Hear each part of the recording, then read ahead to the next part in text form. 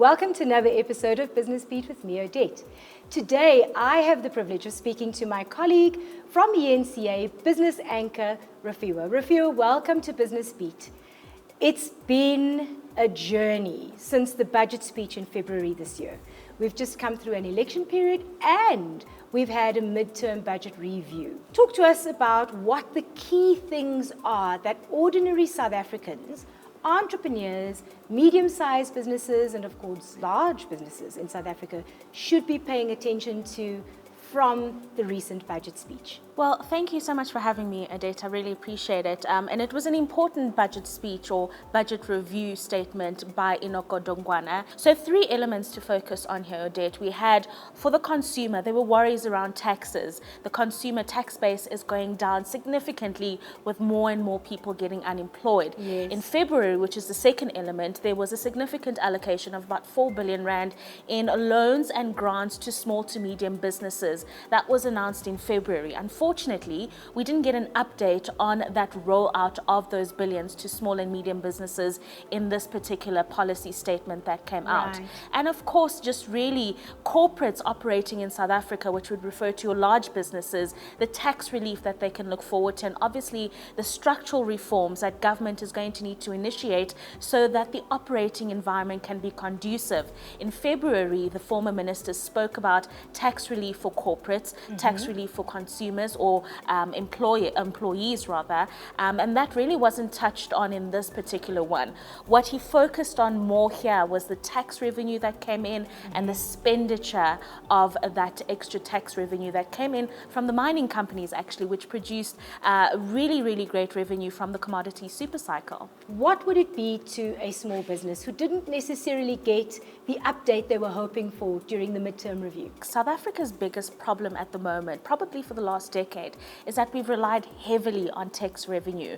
The country hasn't looked to other forms of revenue that could assist in economic growth. In fact, we've gone from loans from the IMF in the special relief loans that we've received, and then of course squeezing consumers as much as we can. And that's a problem. And then we go to issues around the petrol price that increased. So the actual amount of money that we pay for petrol is actually quite small. What we're contributing to are levies, which government has continued to increase that revenue that we're not getting from any other place. And that's important for a business who's a manufacturer, who's a distributor, because he needs to understand that those input costs are going to fall on him, and unfortunately his market base is going to need to feel the effect. Another big thing is the expenditure of the extra revenue that government is spending on. Unfortunately, Odette, when we got all that extra tax revenue from the mining companies, government slipped into the kitty and extended the 350 Rand grant to March next year. Now, while Godongwana has indicated that that's likely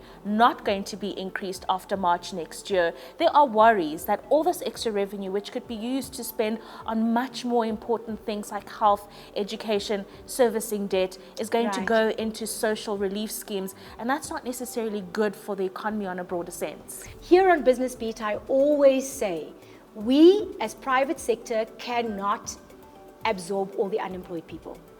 Government cannot absorb all the unemployed people.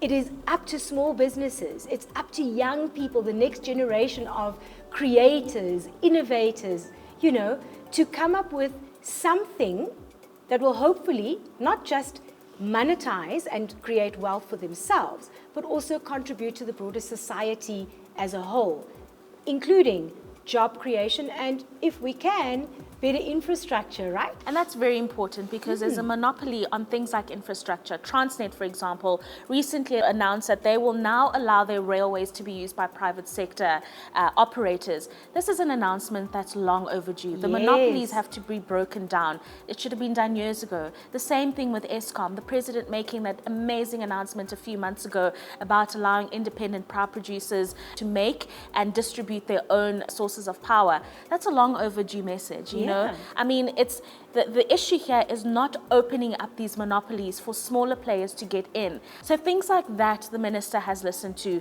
increasing the vaccine rollout amount of money, also increasing the amount of money that they'll be helping businesses with. So there are some milestones that are being made, albeit at a very, very slow pace. And the thing is, there's a lot of pressure because of the factions. Unfortunately, you can't take politics out of the economy at the moment. But the factions that are existing in the ANC, for example, prevent the government of the day from making good on promises that they've made to businesses, whether they're small or big corporates. And that is the big barrier that we have to get through. A difficult one, I might add. It is.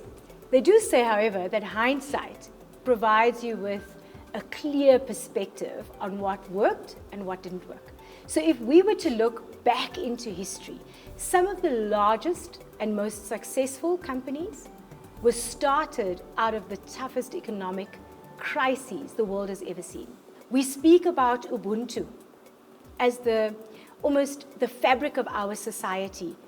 There's never been a time in South Africa where Ubuntu is more needed and more necessary, and probably the key to us moving forward. I look forward to chatting to you in February after the big budget speech, where we can review and look at, okay, well, this is what was said now. We can make a comparison to what was said in 2021's February budget speech, and then we can look at how far off the mark we are in terms of providing the information to South Africa and decoding it into a way that ordinary South Africans, small businesses, large businesses can understand. Thank you so much for your time. Thank you for being here on Business Beat with us. I look forward to seeing you soon. I look forward to further discussions with you, and thank you for having me. There you have it, South Africa. The budget speech is not just for the economists, the statisticians, and for the journalists to report on in the news. It is for each and every one of us, no matter who we are in society, to pay attention to. This is where we hold government accountable. This is where we understand where we need to contribute, what the shortcomings are, and what we need to take advantage of to play our part by contributing to a better South Africa. Until next time.